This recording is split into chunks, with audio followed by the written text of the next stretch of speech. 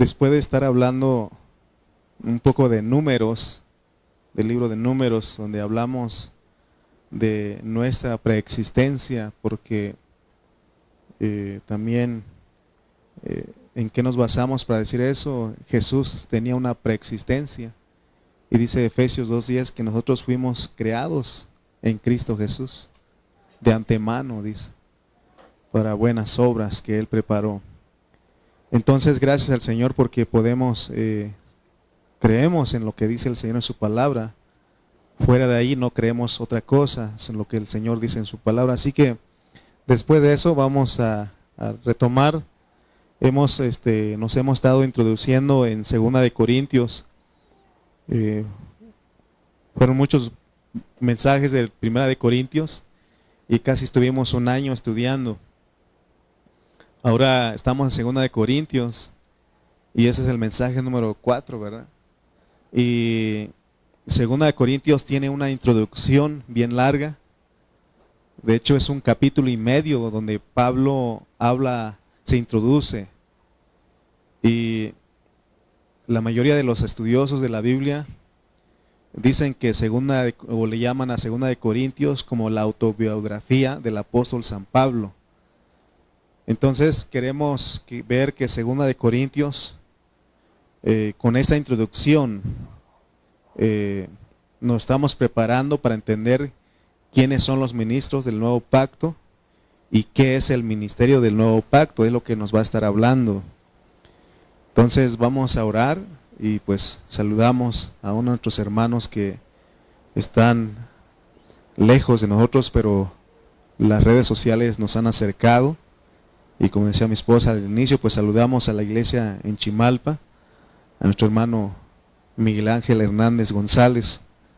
Dios lo bendiga a nuestro hermano, a su familia, a su esposa, que están ahí siempre al pendiente. Así que saludamos a todos los que nos están viendo y que puedan ser bendecidos. También nuestro hermano Toño Rojas, también nos tiene comunión con nosotros a la distancia. Y todos los que nos están viendo, pues un saludo para ustedes. Entonces seguimos, ¿verdad? También nuestro pastor Cayetano Ceja, que ahí está con nosotros, nos acompaña un rato y ya más al ratito entonces nosotros entramos con él para seguir estudiando. Así que vamos a orar, ¿qué les parece? Vamos a orar, vamos a pedir al Señor que nos conecte nuevamente con 2 de Corintios. Les pido que se pongan de pie un momentito y vamos a clamar, vamos a orar y vamos a decir al Señor: Señor, háblanos. Amén. Padre bendito, Señor y Dios, en esta hora, Señor, en el nombre de Jesucristo, nuestro Señor y Salvador, venimos a esta comunión. Señor, no buscamos otra cosa, sino que buscamos tu presencia. Venimos en busca de ese tabernáculo, que es el centro del campamento, Señor. Queremos ser los que rodean ese campamento, ser los que cuidan ese campamento, los que cuidan tus intereses, Señor. Padre, por favor, abre nuestro entendimiento, Señor, que podamos ejercitar nuestro espíritu en esta hora, Señor, y que podamos recibir tu palabra, porque necesitamos esa palabra de vida, Señor. Ayúdanos en esta hora, y gracias, Señor, por los que nos reunimos, Padre, porque, Señor, creemos firmemente que tú hablas en este lugar. Tú hablas, Señor, por el que has de hablar, Señor. Y Padre Santo, nos prestamos en esta hora, Señor, para que tú hables. Señor, que tu nombre sea exaltado, glorificado, no a nosotros, sino a tu nombre sea dada la gloria. Te lo pedimos en el nombre de Jesús. Amén y amén. Amén. Tomen sus lugares. Se recuerdan que cuando hablamos 1 de Corintios, y ahí estuvimos enfatizando que ahí en esa primera carta nos muestra que Dios necesita cierta clase de personas para poder llevar a cabo su administración divina y su propósito eterno, porque Él tiene una administración y un propósito. Inmediatamente después de que termina 1 de Corintios, ahora se nos pone una segunda carta a los Corintios, pero dijimos que es la autobiografía de Pablo, como que él va a hablar de él, pero sabemos que no es de él, porque él también dice: ya no vivo yo, mas Cristo vive en mí. es un hombre que llegó a experimentar totalmente a Dios, a Cristo, porque nosotros cuando nos preguntan cómo estás y dudamos, o no es fácil decir estoy en Cristo o estoy viviendo a Cristo. No es fácil porque sabemos nuestra condición, sabemos cómo estamos. Sin embargo, el apóstol San Pablo, él sí fue una persona que vivió a Cristo totalmente. Así como Jesucristo, el mismo Señor Jesucristo, cuando él dijo, el que me ha visto a mí, ha visto al Padre. Ellos tuvieron ese atrevimiento a decirlo porque era algo tan real en sus vidas. Así como en el Señor Jesucristo se veía al Padre, y también en Pablo se veía a Cristo. Por eso lleva el nombre de cristianos, porque es una persona que vive y practica. Amén. Entonces, como les decía, la introducción toma desde el capítulo 1, desde el capítulo 1 y versículo 1, y termina hasta el capítulo 2, versículo 11. Esa es la introducción que usa el apóstol Pablo para hablar de lo que es un ministro del nuevo pacto y lo que es el ministerio. Son dos cosas. Hoy también dijimos que Segunda de Corintios es una carta de consolación. Y hoy Dios nos va a dar una palabra dulce y llena de amor, porque nos vamos a dar cuenta cómo era Pablo. Por eso estamos tratando ya de entenderlo en su última fase de la introducción. Entonces Él nos va a dejar bien sentado las bases para entender lo que es una persona que vive a Cristo. Miren lo que dice 1 Corintios 1:23. 1 Corintios 1:23 dice, no, perdón, 2 de Corintios. 2 de Corintios estamos, ¿ok? 1:23.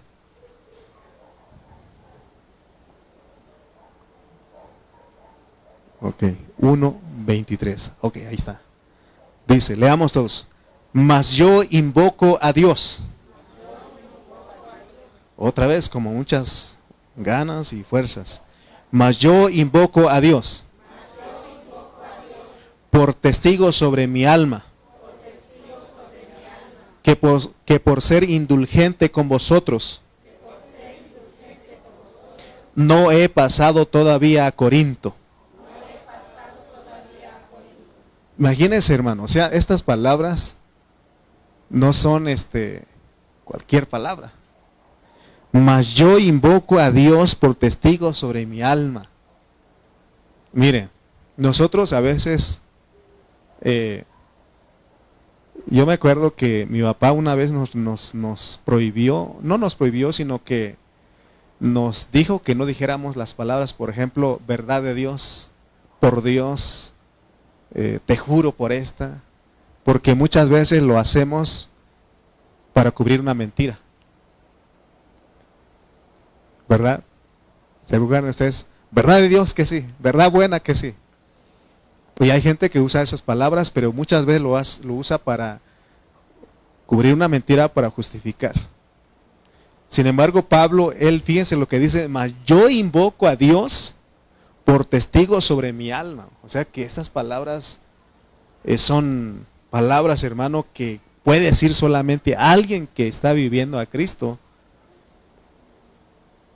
Tenemos que saber qué significa invocar a Dios, porque nuestro tema es invocando al Señor y perdonando en su presencia. Invocando al Señor y perdonando en su presencia. Tenemos que saber primeramente qué significa invocar a Dios como testigo sobre nuestra alma. En otras palabras, Pablo dice, yo invoco a Dios por testigo sobre mi alma, que por ser amoroso con ustedes no los he ido a ver. Fíjense, hermano, por ser amor, por amor, él no fue a visitar a los corintios. ¿Cómo está eso? Porque nosotros a veces pensamos que si el pastor, si el líder de la iglesia, si el anciano no lo visita a uno es porque no nos quiere.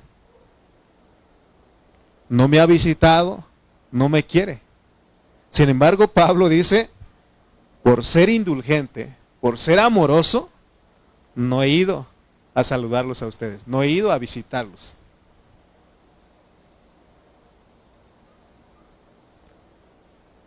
Nosotros, hermanos, tenemos que saber que no dependemos de un hombre, no dependemos del pastor. El día que usted dependa de su pastor, entonces está mal la situación ahí. Porque yo soy igual que ustedes. Si usted dice que necesita una visita en su casa, yo también lo necesito. Si usted dice que necesita unas palabras de ánimo, yo también lo necesito. ¿Sí o no?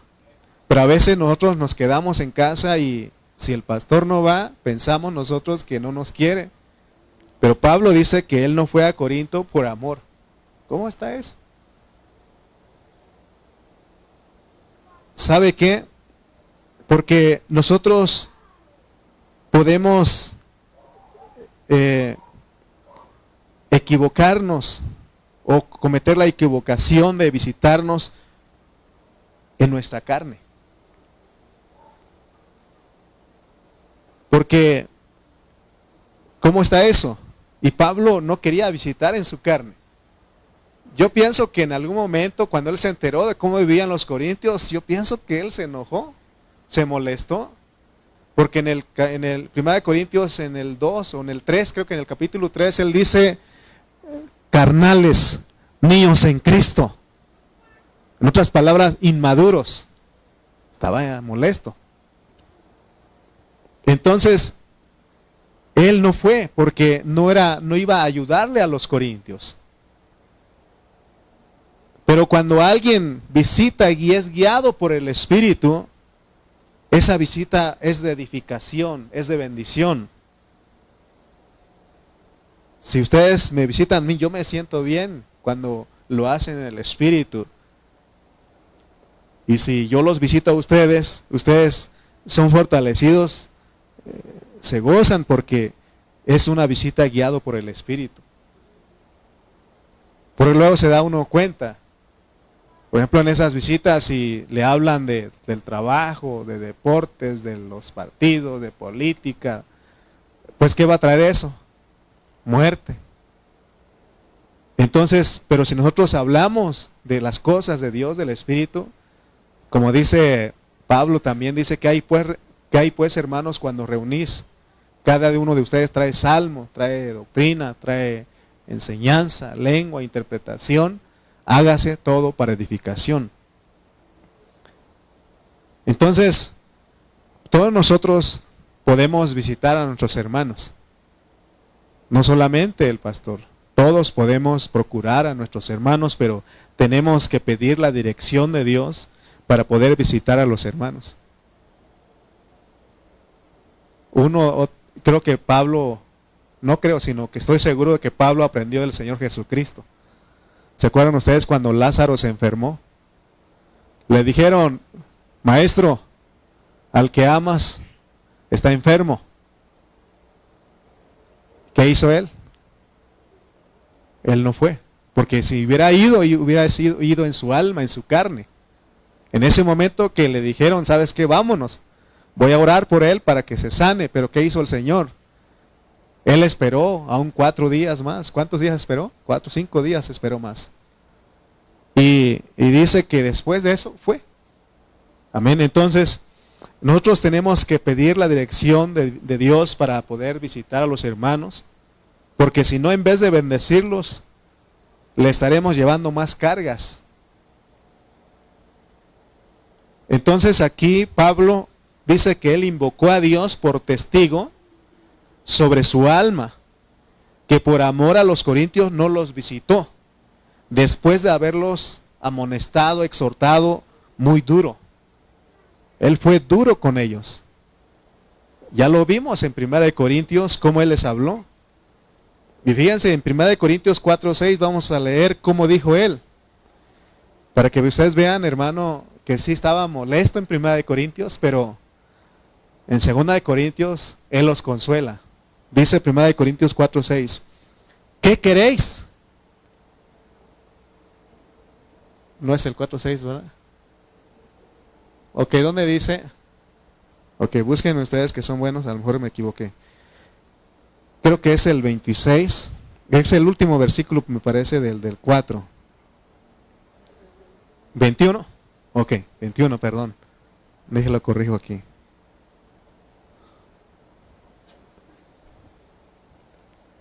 Dice, ¿qué queréis? ¿Qué quieren ustedes? ¿Iré a vosotros con vara o con amor y espíritu de mansedumbre? Porque él fue informado de cómo estaban actuando.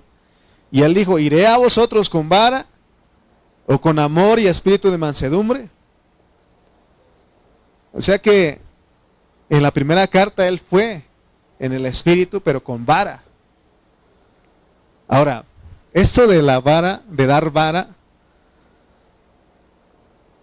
hay grupos de cristianos que se han metido fuertemente en esta enseñanza de dar vara. A tal grado que ellos enseñan que aún se puede dar vara a la esposa o al esposo cuando se porta mal. Imagínese. Imagínese, hermano. ¿Verdad? Yo sé que esto, dicen, algo es posible. Déjeme. O también se puede dar vara al esposo, pero no de parte del esposo a la esposa, ni de la esposa al esposo. Porque ese es el error que se ha cometido, pues. ¿No? Y esa es la cultura mexicana. Que en muchos lugares, pues por eso el hombre golpea a la mujer, porque no lo atiende. Y se dan cuenta cómo ha sido, ¿no? Pero la Biblia dice que se tiene que dar vara, porque Pablo dijo aquí, ¿verdad? ¿Iré a vosotros con vara o con amor y espíritu de mansedumbre? Y estos hermanos dicen que esto de dar vara lo hacen los ancianos de la iglesia, imagínense.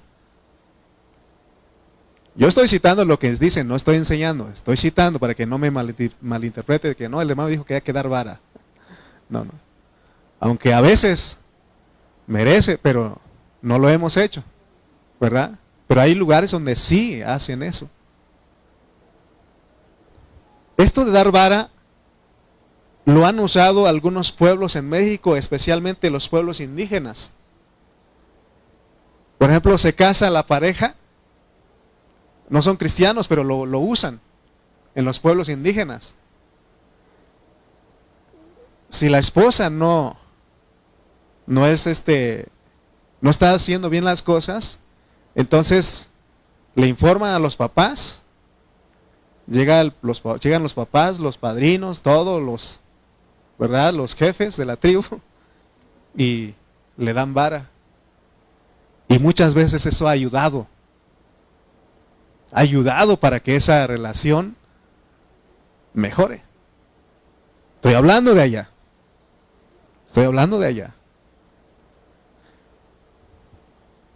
Es más, en la educación, en las escuelas, hubo un tiempo que los maestros daban vara a los estudiantes. ¿Cuántos de ustedes que están aquí les tocó vara? A mí sí me tocó todavía. Todavía soy más nuevo que muchos de ustedes. Estoy hablando de los 80, 90, me tocó vara todavía. Aún estando en la secundaria, estábamos nosotros ahí y sí bueno, yo no merecía porque nada más estaba ahí, pero ¿qué tenía que hacer ahí? Llegó el maestro con agarró de unos árboles que estaban ahí y ¡tas! ¿No? Y todavía se daba.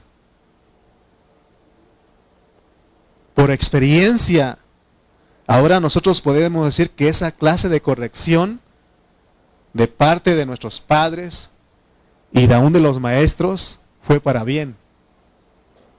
¿Sí o no? Todos, pero se dan cuenta, hermano, que estamos hablando de todo eso porque fue para bien de toda esa corrección. Estamos hablando de esto porque Pablo dice ahí, ¿qué queréis? ¿Iré a vosotros con vara o con amor y espíritu de mansedumbre? No sé por qué lo dijo. Yo no sé si ellos traían la costumbre de que si el hermano que se portaba mal hay que darle vara. No sé por qué lo citó ahí. Lo que sí sé es de que Era una costumbre de los judíos. Ellos azotaban a las personas. Al mismo Pablo, ¿cuántas veces lo azotaron? ¿Cuántas veces le dieron vara a Pablo? Pero ¿saben qué? Toda esa costumbre de dar vara se quitó en la iglesia, se quitó en las escuelas, se quitó en las familias. Ahorita usted dele vara a su hijo, a su hijito, va, se queja con el DIF y se lo quitan. Se mete el gobierno. Pero en ese tiempo, en el tiempo suyo, daban vara. Y si no le dieron vara, usted ahora dice, yo sí ocupaba. Si somos honestos, pues yo sí ocupaba, porque sí o no. Entonces, hermanos, les decía, hay grupos de hermanos que enseñan eso, y yo creo que se basan en esto. No se pongan tristes porque no vamos a hacerlo aquí, ¿verdad? No lo vamos a hacer para que no se pongan tristes. Estamos hablando de que Dios nos va a dar una palabra de consolación y todavía le estoy diciendo que vamos a dar vara. Pero Pablo, la cosa es que Pablo lo cita, pues. Entonces dicen esos hermanos que si el esposo o la esposa reconocían su falta, ellos mismos decían, merezco vara. Y dice que los ancianos, ellos decidían cuántas varas debían de dar a esa persona. Oh, ¿qué? No, pues, ¿quieren que lo hagamos aquí?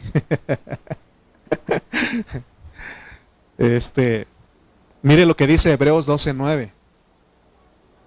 Y Dios, por ejemplo, les dije a ustedes de que en los tiempos, en los años 80, 90, yo creo que todavía los 2000 y más antes, le daban vara a los hijos. Le daban vara en la escuela. Es más, los tíos podían dar vara a sus sobrinos. Todo eso era un respeto en ese tiempo. ¿Ok? Y Dios reconoce esa corrección. O sea, la corrección en el buen sentido de que la persona, el niño, el muchacho, el chamaco, el muchito, merecía, pues. Dice Hebreos 12:9. Por otra parte, tuvimos a nuestros padres terrenales que nos disciplinaban. Dios reconoce la forma en que nos disciplinaron nuestros padres. Yo me acuerdo, hace poquito he hablado con un hermano y él me decía, hermano, mi mamá nos golpeaba mucho a nosotros. Mi hermano y yo somos los mayores y ella siempre nos daba a nosotros. Y dice Dios, y los venerábamos. También la Biblia en otros pasajes habla de la vara y dice que hay que dar vara a los hijos. Proverbios 29:15. Proverbios 29:15 dice, la vara y la corrección, ¿qué? Dan sabiduría, mas el muchacho consentido avergonzará a su madre. ¿Es real este versículo? ¿Sí o no? Es real. La vara y la corrección dan sabiduría. No, hubo un tiempo, ahorita ya no lo hemos hecho, pero hubo un tiempo que nuestros hermanos decían, hermano, ¿nos puede hacer el favor de presentar a nuestro hijo? Y mi esposa y yo lo que hacíamos era ir al centro, a la librería cristiana, comprar una vara, una tablita, donde tiene el versículo. Y le decíamos, se lo regalamos para que le dé a sus hijos. ¿Quién sabe dónde estará esa vara? Porque yo he visto muchos niñitos que presentamos desobedientes. Si yo, a algunos les he preguntado dónde está la vara, a saber dónde está. Han menospreciado lo que Dios dice en su palabra. Bueno, les dije que íbamos a hablar una palabra dulce, amorosa. Estamos hablando esto porque queremos que todos comprendan cómo eran las cosas en el tiempo de Pablo y cómo es el amor de Dios para con nosotros. Decíamos que Pablo trató duro a los corintios. Por eso le dijo, ¿qué queréis? ¿Iré a vosotros con vara? ¿O con amor y espíritu de mansedumbre?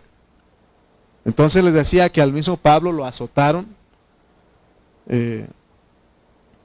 Entonces, esa era la costumbre de los judíos. Ellos azotaban a las personas, les daban vara. ¿Qué usaba los papás para corregir a sus hijos? ¿Qué usaba la jefita de Aarón? La cuchara, ¿verdad? Mi papá usaba unas correas para, él hacía guarache. Y mi mamá usaba un cinto que usaba para tejer su vestido. Y era de palma, pero en la punta era de mecate y tenía unos nudos. Y con ese cómo dolía. Pero pregúntenme si yo los merecía. Hasta ustedes dicen que sí. Le dije, pregúntenme, no que sí, sí. ¿Los que les dieron varas sí merecían ustedes? ¿Sí? ¿Y qué dicen ustedes ahora? Estoy agradecido. Porque dice que al que ama, lo azota. No, al que recibe por hijo lo azota. Y el que ama, lo disciplina. Es Dios haciendo, ¿sí o no? Y ya de grande me hubieran dado más. ¿Sí? Me hubieran dado más. Así que es bíblico, o sea, bueno, pues vamos porque era de... Ahora, fíjense que Pablo, cuando estaba hablando de esto de dar vara, no lo estaba haciendo como un alguien sin sentimientos. Porque leamos 2 Corintios 2:4. Ahora vamos a estar entendiendo que la vara era la forma de que él habló. No sé si lo hacía literalmente, pero la forma en que habló él, para eso lo usó como vara. Fue como una vara para él. Dice 2 Corintios 2:4. Porque por la mucha tribulación y angustia del corazón, os escribí con muchas lágrimas, no para que fueseis contristados, sino para que supieseis cuán grande es el amor que os tengo. Fíjense, hermano. ¿Para qué se corrige al hijo? ¿Para qué se corrige al muchacho? ¿Para qué?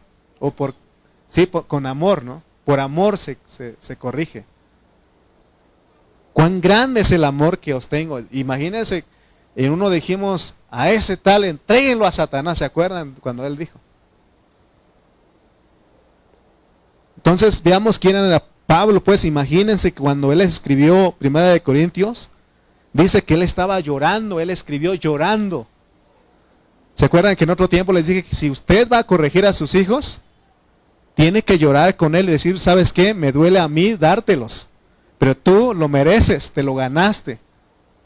Entonces el hijo entiende. Pero nomás llega usted y con coraje y le da con la cuchara. Entonces, eso no es correcto. Pablo, cuando él habló, lo habló llorando. Por eso yo aquí, cuando me presento delante de ustedes, y algunos me han dicho, hermano, más duro, o sea, más duro. Le digo, espérate porque son hijos de Dios. También me duele. Me duele porque un día voy a dar cuentas de lo que hablo. Amén. Entonces él dice que no los escribió para que se pusieran tristes, sino que para que supieran cuán grande es el amor que él les tenía. Nuevamente les pregunto, ¿cuántos de ustedes han corregido o están corrigiendo con vara a sus hijos? Nomás una, hermano. Porque hay hermanos que dicen, por la gracia de Dios nunca les he pegado a mis hijos, por eso tus hijos no son victoriosos. Hace tiempo vi una película y cuando le iban a hacer caballero a los sirvientes, porque ya no había más caballeros.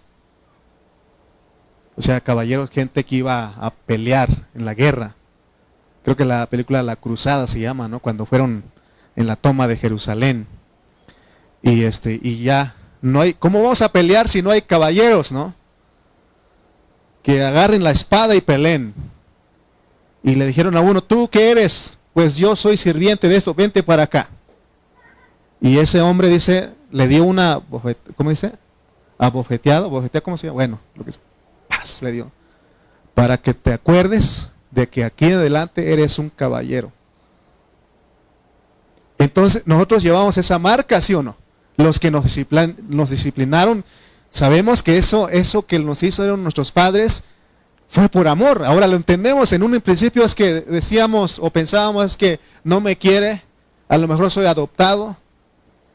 Pero ya cuando crece uno dice, mis padres me amaban, lo hacían por mi bien. Ya cuando tienes tus propios hijos te das cuenta que lo que hicieron tus padres lo hacían por amor. ¿Sí? ¿Qué dicen los González? ¿Lo hacía por amor Teresita? Sí. Y ella puede decir, por amor amo a mis hijos. ¿Sí o no? Pero cuando los padres, ahora los padres modernos no se atreven a dar vara a sus hijos por lo mismo, de que ahora el gobierno se les cae encima. Pero dice Proverbios 23, 13 al 14. Proverbios 23, 13 al 14. No rehúses corregir al muchacho. No rehúses corregir al muchacho, porque si lo castigas con vara, no morirá. Lo castigarás con vara y librarás su alma del Seol, del infierno. Entonces, hermanos, nosotros debemos de dar gracias a Dios si en una iglesia local nos corrigen. Algunos hermanos he tenido que hablarles y lo he hablado con misericordia porque en un tiempo yo también necesitaba corrección. Siempre cito a mi pastor Cayetano porque él sabía cómo corregirme. Y doy gracias a Dios por su vida porque él me enseñó lo que sé. Y nosotros tenemos que sentirnos muy bendecidos si tenemos una iglesia local donde nos dicen la verdad. Cuando le dicen la verdad, aunque usted se sienta mal, no se vaya ofendido ni sentido. Dele gracias a Dios porque le están diciendo por amor. Amén. Dios a todos nos quiere corregir, nos quiere bendecir porque nos ama. Por eso dice que al que recibe por hijo lo azota y al que ama lo disciplina. O sea que todo, hermano, lo que Dios hace porque nos ama. Y dígame usted, si usted no merece a veces la disciplina del Señor, merecemos, ¿sí o no? Pero Él lo hace por amor, no es para que nos pongamos tristes y nos digamos que Dios ya no me quiere. Es para que digamos gracias, Señor, porque tú me hablas, tú me enseñas. Amén. Entonces Pablo, ¿qué hizo? Exhortó duro, habló duro a los corintios, pero luego, bueno, lo hizo llorando, dice, porque los amaba. Entonces Pablo nos deja bien claro que él era uno con Cristo, que él estaba lleno de Cristo, que él estaba saturado de Cristo. Por eso él podía hacerlo de esa manera. Amén. El apóstol era uno que se había quebrantado delante de Dios y su ser natural había sido eliminado. Por eso él decía, ¿saben qué? No fui a visitarlos, pero fue por amor. No lo quería hacer en mi carne, lo quería hacer en el espíritu. Entonces Dios nos pone de ejemplo a un cristiano, a un verdadero cristiano para nosotros. Porque Pablo era una persona que había experimentado lo que hablaba. Porque él había sido terminado de su ser natural. Porque si él no hubiera muerto a su ser natural, no hubiera tenido la experiencia de pararse de frente, delante de los hermanos. Y ese es mi temor. Que cuando yo les hable a ustedes, les hable algo, una experiencia. Y eso trae vida.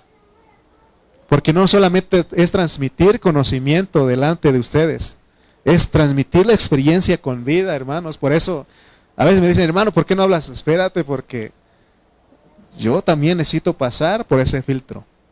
Amén. Porque Pablo, las iglesias lo obedecían. La iglesia en Corinto, en Galacia, en Filipos, ellos reconocían a Pablo, le obedecían porque veían a una persona que vivía a Cristo. Y es lo que yo quiero también. Amén, que un día Dios termine totalmente mi ser natural, mi ser carnal, y que se vea Cristo en mi persona. Y eso trae más vida. Amén. Entonces vamos a estar viendo cosas en los siguientes mensajes de lo que debe ser la iglesia como un ministerio y cómo debe ser el siervo de Dios, el pastor, como un ministro. Entonces aquí vemos en 2 de Corintios la razón por la cual Pablo no visitó a los corintios inmediatamente. Ya entendimos que fue por amor, no quería ir en su carne. Entonces él fue considerado. Pablo no quería ir a Corinto con vara disciplinaria. Él dijo, ya basta con lo que les escribí, porque él entendió que ya no podía seguirles dando vara a los hermanos. O sea que lo que tenemos que entender con Pablo es de que la exhortación tiene un límite, la reprensión tiene un límite. Nosotros no podemos exhortar a los hermanos, no solamente podemos exhortarlos, sino también tenemos que estimularlos, tenemos que consolarlos, tenemos que saberlos tratar bien. No solamente, como dicen, el pastor piedricó porque fue duro. No solamente es, a veces parecen pedradas, ¿no? Pero no solamente eso, sino también tenemos que, hermano, abrazar a los hermanos. A veces yo sé, porque Dios me dice en mi espíritu, fue duro lo que hablaste, pero es necesario. Uno mismo tiene compasión. A veces yo quiero tener más compasión que Dios. Porque yo sé, porque la palabra también me pega a mí. Entonces, cuando pasa eso, yo no sé cómo contentar a los hermanos. Porque yo sé que fue dura la palabra. Y más cuando uno habla duro a las hermanas, híjole, dice uno, ya no va a haber celebración del Día del Pastor, no va a haber cumpleaños, ya no va a invitar a almorzar, ya no va a haber nada, ¿no? Uno siente. Por eso le dije a los varones, hay que lucirse, varones. ¿Y se lucieron, sí o no? ¿Ya? No se lucieron. Me acuerdo que una vez me tocó corregir a mis sobrinos y después tuve que darles dinero. Mi esposa lo sabe. Tuve que darles dinero porque yo no sabía. Es que luego agarran odio, rencor hacia con uno. Por eso cada vez que usted corrija a sus hijos tiene que decirles por qué y cómo también consolarlos. Amén. Es lo que Dios hace con nosotros. Amén. Entonces, uno comete errores. Yo les confieso que sigo cometiendo errores. Yo una vez le dije a los músicos de esta iglesia, ¿saben qué? Dios ha tratado conmigo porque hace un tiempo enseñé en la otra iglesia donde estábamos. Y sí les hablé duro a los muchachos.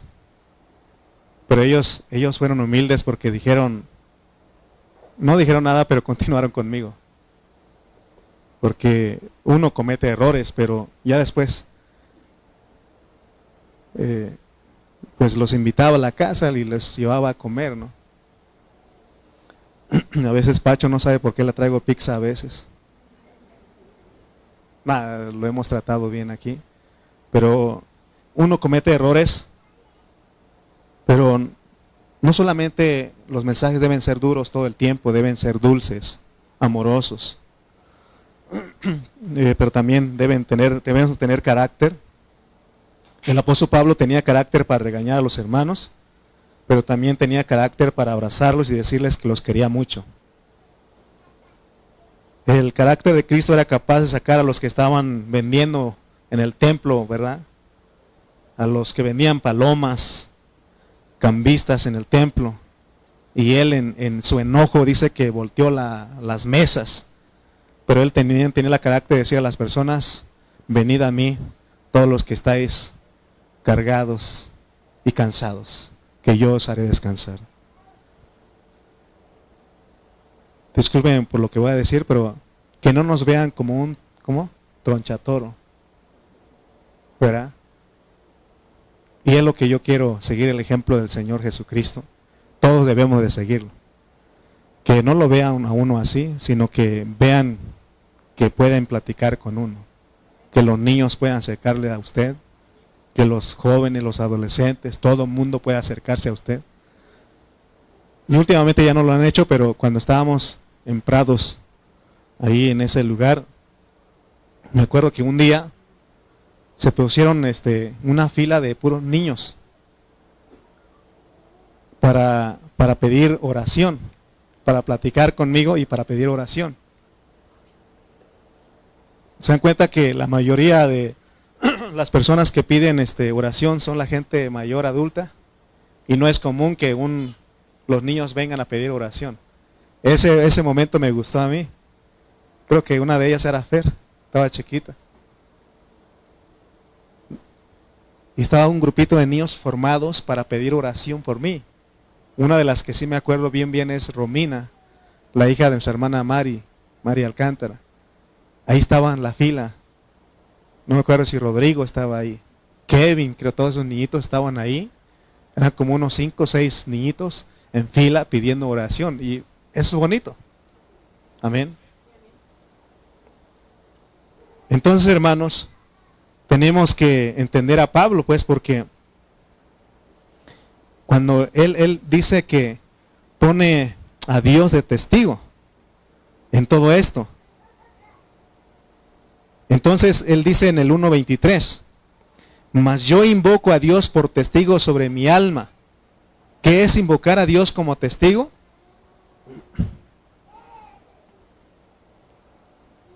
A nosotros a veces no nos preocupa mucho si vamos, cuando decimos que vamos a visitar a un hermano y si no vamos, no nos preocupa mucho eso. Ni a veces ni pedimos perdón. Solamente no vamos y ya. O a veces ponemos muchas excusas, ¿no? Pero para que sea creíble lo que estamos diciendo, debemos invocar a Dios como lo hacía Pablo. Porque él dice, mas yo invoco a Dios por testigo sobre mi alma. Pablo estaba consciente de las cosas que hacía, y por eso él quiere en 2 Corintios que aprendamos. Porque tenemos que llamar a Dios por testigo. Aquí esta palabra invocar no es orar ni adorar, es llamar. ¿Cuántos de nosotros en nuestra relación con los hermanos, cuando queremos aclarar de que no hemos podido ir a visitarlos, llamamos a Dios por testigo? Que lo que estamos diciendo es cierto, tenemos que aprender eso. Si usted quiere realmente lo que está diciendo es verdad, tiene que invocar a Dios por testigo. Y es lo que hacía Pablo, una costumbre que él tenía.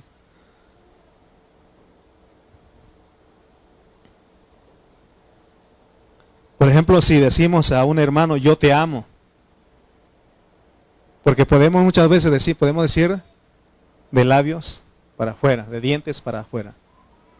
Pero si quieres que sea algo real eso, invoca a Dios.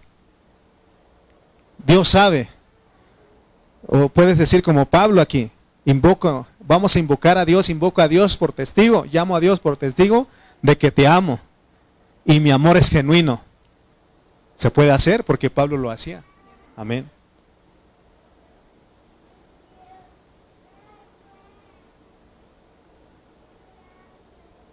Porque a veces nosotros decimos que amamos a nuestros hermanos, pero a veces nos hacen algo y ya no lo amamos. Ese amor ya no es verdadero. Debemos de llamar a Dios por testigo de ese amor que decimos que sentimos por nuestros hermanos, por nuestra esposa, por tu esposo, por tus hijos. Cuando usted llama a Dios como testigo en sus relaciones con su familia, con sus hermanos, con sus hijos, con sus padres, entonces el Señor toma en cuenta lo que estás haciendo, porque lo tienes a Él como testigo, porque lo llamaste, porque lo invocaste. Entonces nosotros tenemos que llamar al Señor, invocarlo cada vez que hagamos algo, que digamos algo. Debemos decir, Señor, ven, porque quiero que seas testigo en este asunto. Por eso todo lo que hacemos aquí, oramos. Todo lo que hacemos. Cuando venimos nosotros los músicos decimos, vamos a orar. Y como somos humanos, todavía no estamos glorificados, se nos olvida a veces. Y decimos, no oramos. Aún en los alimentos, ¿alguna vez a usted se le ha olvidado orar? Dar gracias a Dios. ¿Sí o no? Ahí aún tenemos que, hermano, orar al Señor, llamarlo, invocarlo. Amén. Vamos a 2 Corintios 2:10 para ir cerrando. Entonces ya entendimos lo que es invocar a Dios como testigo sobre nuestra alma. Otra cosa es perdonando en presencia de Dios. Dice 2 Corintios 2:10, y al que vosotros perdonáis, yo también, porque también yo lo he perdonado. Si algo he perdonado, por vosotros lo he hecho en presencia de Cristo. Ahora viene el perdón. El perdón debe ser en la presencia de Cristo, en presencia de Cristo. Esta frase también significa en la faz de Jesucristo, es decir, en el rostro de Jesucristo. Si lo hacemos así, nuestro perdón tiene que ser, o si nosotros tenemos que perdonar, nuestro perdón tiene que ser en el rostro de Cristo. ¿Qué significa perdonar en el rostro de Cristo? En presencia de Cristo. Muchos de ustedes saben que cuando una pareja tiene bastante tiempo, se van conociendo y solo con la mirada se comunican. ¿Sí? De los que están casados, ¿alguna vez se han peleado? ¿Peleado vienen en el camino para la iglesia? ¿Y aún llegan aquí en la iglesia peleados? No me diga. Se me hace que nada más mi esposa y yo. Porque tenemos lucha. Tenemos oposición. ¿Sí? Se me hace que ustedes ya nos rebasaron. Pero yo con mi esposa, con vernos, ya nos perdonamos. Sí. Es lo que está diciendo aquí Pablo. Porque somos estorbados, hermanos. No se preocupen, hoy venimos contentos, venimos reconciliados, ¿ok? Pero hay ocasiones que llegamos aquí. Oh, hermano, yo pensé que usted ya era un angelito en proceso. Angelito en proceso, ¿ok? No ha terminado Dios conmigo. ¿Quién más? Levanten las manos los que han llegado aquí o que todavía tienen problemas con su matrimonio. Levanten la mano para que el Jehová se los moche. Así dijo uno ahí, ¿no? Pero era un chiste, ¿no? Es que dijo alguien para que Jehová se los moche, dijo, ¿ah? Eso me lo mandó Aarón. No, pero se dan cuenta que tenemos problemas todavía, ¿sí o no? Entonces a veces con con el rostro, con la cara, con el face. O sea que con el rostro tú puedes perdonar a tu pareja. Es lo que es la idea de él aquí.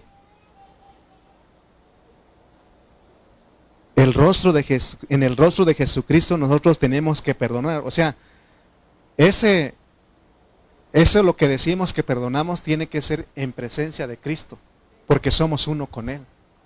Amén. Pablo dijo, y al que vosotros perdonáis, yo también, porque también yo lo he perdonado.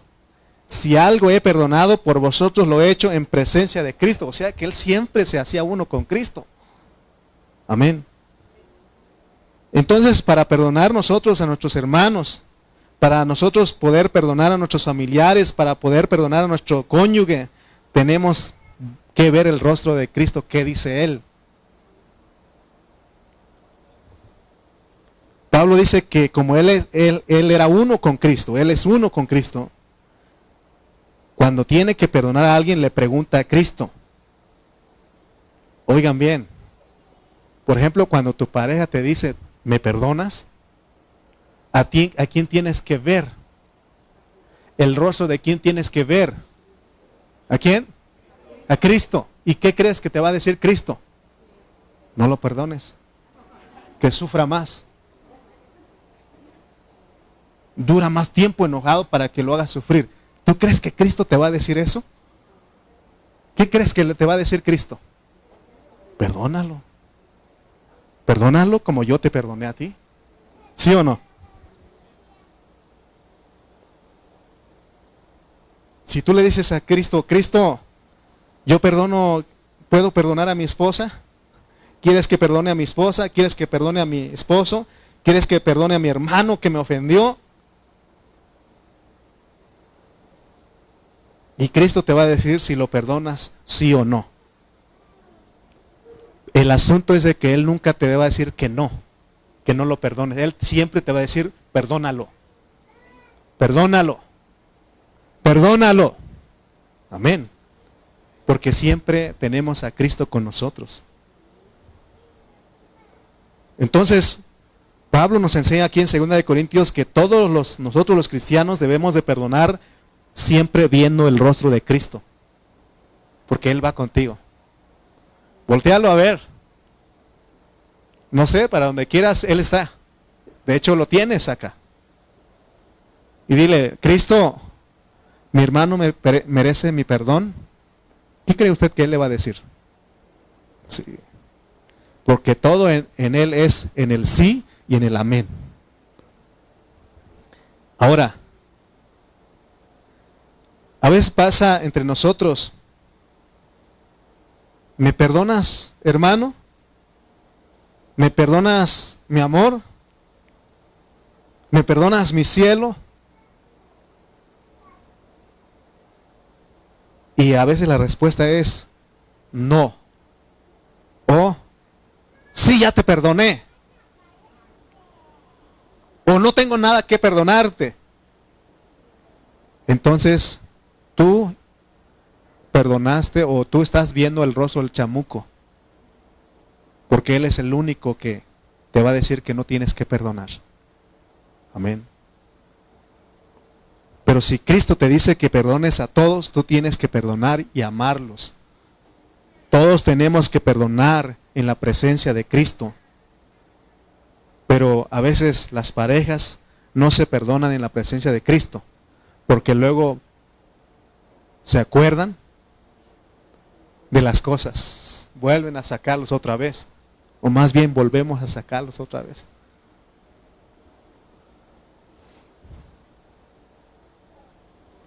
¿Se acuerdan el mensaje anterior? Le hice la pregunta, ¿cuánto debe durar el enojo? Porque la Biblia dice que podemos enojarnos. Enójate, airaos, sí. ¿Cuánto tiempo debe durar ese enojo? ¿Cuánto? Antes de que se ponga el sol. Entonces, como quien dice, usted tiene, si amanece, si empieza a salir el sol a las 7, a las 6 ya sale, ¿verdad? A las 7, a las 6. ¿Y cuando se oculta? Como a las 6, 7, ¿no? A las 6 que veníamos ahorita todavía estaba, vamos a poner a las 7. Entonces quiere decir que tienes 11 horas, no, 12 horas para estar con cara de hacha, enojado, ¿verdad? Decíamos que hay una versión que dice que dure poco. Enójate tú un ratito, pero luego vuelve, porque si no le estamos dando lugar ¿a quién? Al diablo. Amén. Entonces aquí cabe otra expresión que hemos usado.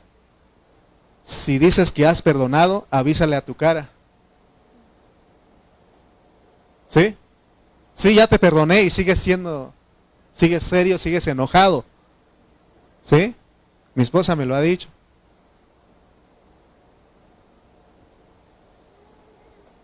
Pero ya estoy aprendiendo a avisarle a mi cara que sí perdoné. Sí, porque cuando uno perdona, uno se olvida de todo, ¿sí? Despide la ofensa. Pero cuando no perdonas realmente en presencia de Cristo, no quieres ni que la persona te hable, ni te diga nada, ¿sí o no? En la presencia de Cristo es mirar el rostro de Cristo. Si te piden perdón, tienes que ver el rostro de Cristo primeramente para que veas qué te dice. ¿Cuántos de ustedes miran a Cristo cuando se requiere el perdón? No lo hacíamos, ¿verdad? pero ahora tenemos que hacerlo. Y alguien te dice, ¿me perdonas? ¿Me perdonas? ¿Qué tenemos que hacer? Mirar a Cristo. Y yo sé, sabemos que Cristo va a decir, perdónalo, así como yo te perdoné a ti. Porque el ministerio del nuevo pacto no es para destrucción, sino que es para edificación. Mire, cuando lo que ha pasado en las iglesias por no entender todo esto es que cuando un hermano cae en pecado, todos sin misericordia le caen encima. Y hasta lo quieren correr de la iglesia o lo han corrido de la iglesia. Pero esto lo hacen en la presencia del chamuco, porque el Señor nunca desecha a nadie. Pablo dijo, si es verdad que él dijo en 1 Corintios, ¿saben qué? Al tal entréguenlo a Satanás.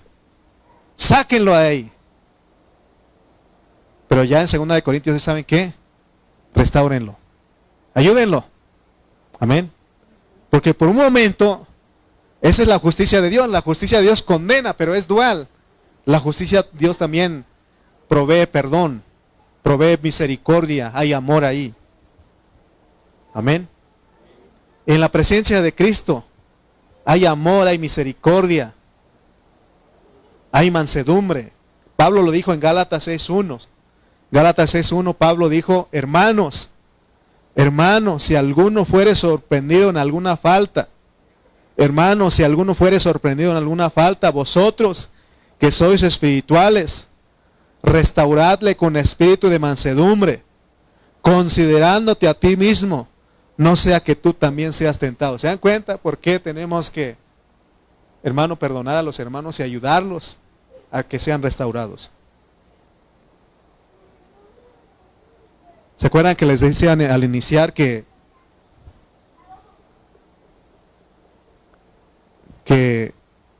aún los pueblos usan la tradición o la costumbre de corregir con vara? Y Dios lo dice en su palabra, pero fíjense, hermano, que una vez que Dios dice en su palabra, Él viene y complementa. Porque es verdad que la ley dijo, ¿se acuerdan que Él dice ojo por ojo y diente por diente? Y Él viene y complementa porque Él viene a explicar. Por ejemplo, en Juan 8, 3 al 11, vamos a leer estos versículos para terminar. San Juan 8, 3 al 11. Y miren ustedes cómo es la presencia de Cristo, cómo es la cara de Cristo, cómo es el rostro de Cristo. Dice San Juan 8, 3 al 11. Entonces los escribas y los fariseos le trajeron una mujer sorprendida en adulterio.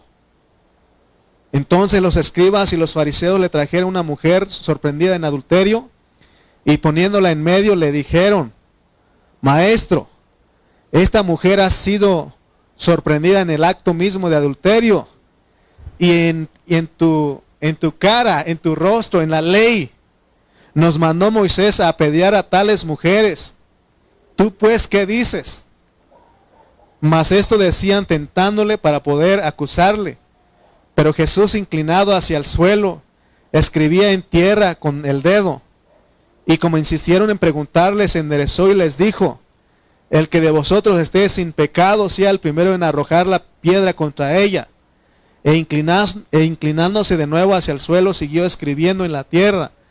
Pero ellos, al oír esto, acusados por su conciencia, salían uno a uno, comenzando desde los más viejos hasta los postreros, y quedó solo Jesús y la mujer que estaba en medio. Enderezándose Jesús y no viendo a nadie sino a la mujer, le dijo, mujer, ¿dónde están los que te acusaban? ¿Ninguno te condenó? Ella dijo, ninguno, Señor. Entonces Jesús le dijo, ni yo te condeno, vete y no peques más. ¿Se dan cuenta lo que es el rostro de Cristo? Aunque Él dijo en la ley que se podía apedrear, merecían apedrear, pero Él viene y dice, ¿saben qué? No, yo no lo condeno, yo he venido a salvar. Yo he venido a salvar, yo he venido a dar vida. Por eso le decía que aquí no tenemos la costumbre de dar vara, literalmente, a las hermanas, a los hermanos. a los jóvenes, a los niños, no tenemos, porque también queremos, porque hemos entendido lo que es la gracia, hemos entendido lo que es la presencia de Cristo, porque mientras yo doy un barazo a alguien, yo merezco 3, si yo le doy 2, yo merezco 4, porque aquí dice que muchos de ellos se fueron, se retiraron. ¿Por qué? Porque sus conciencias. Por eso, hermano, aquí todos merecemos perdón, merecemos ser perdonados, merecemos, hermano, que el amor, necesitamos ser consolados, necesitamos estimularnos el amor. Si nosotros vemos a algún hermano que cayó en pecado, ¿qué tenemos que hacer? Ayudarlo, levantarlo y decirle: hermano, vamos, hermano, no te quedes, vamos a seguir adelante, ¿sí o no? Pero a veces nosotros tomamos el papel de juez, y eso, hermano, pues realmente en vez de ayudar a los hermanos no ayuda. Amén. Porque ¿quién está libre de pecado aquí? Arroje la primera piedra. Arroje la piedra si puede. Amén. ¿Habrá alguien que aquí que diga: hermano, yo no, yo soy íntegro? Pero dice la Biblia que todos pecamos, de una u otra manera pecamos. Pero aquí estamos, hermano, para estimularnos, para siempre considerar al Señor, invocarlo y también perdonar en su presencia. Tenemos que invocar al Señor para decir a los hermanos que lo amamos. Si usted puede decir a un hermano: hermano, yo lo amo, yo lo amo. ¿Usted alguna vez ha dicho a su hermano: hermano, yo lo amo? Si no lo ha hecho, puede decirlo ahora. ¿Por qué no lo dices al que está a un lado contigo? Dile: yo te amo, hermano. Yo te amo, hermano. Yo te amo. Ahora dile: te perdono. Te perdono. Amén. Te perdono. ¿Merece tu perdón el hermano? ¿Lo merece, sí o no? Amén. ¿Merece que lo ames? Amén. Amamos a nuestros hermanos y podemos perdonar todo, pero en presencia de Cristo, en la cara de Cristo, en la faz de Cristo. Amén. Pónganse de pie, por favor.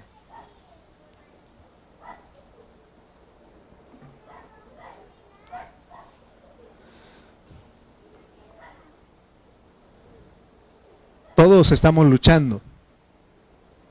Si usted cree que el que predica ya la tiene hecha, está equivocado. Todos somos compañeros. Todos estamos luchando, estamos en el proceso de que Dios nos perfeccione. Amén. Vamos a orar. Padre Santo, te damos gracias, porque, Señor, a través de esta palabra nos consuelas. Y nos haces ver, Señor, que merecemos ser amados por nuestros hermanos, y aún nosotros tenemos que amarlos. Y por eso tenemos que llamarte a ti como testigo cuando les decimos estas palabras a ellos. También, Señor, podemos perdonar a nuestros hermanos en presencia de Cristo, en el rostro de Cristo.